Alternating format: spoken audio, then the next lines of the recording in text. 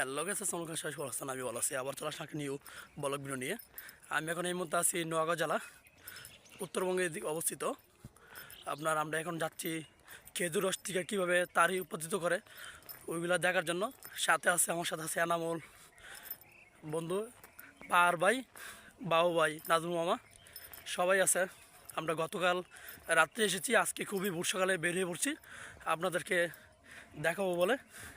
আমার পাশেই থাকুন, অল্প কিছুক্ষণের মধ্যে দেখানোর চেষ্টা করব।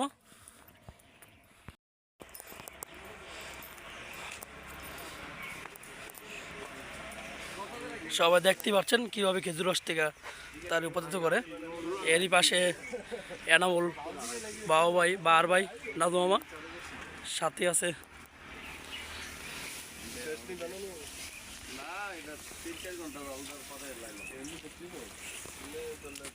কমে 3 থেকে 4 ঘন্টা জাল দেওয়ার পরে এখান থেকে তার উপস্থিত হবে।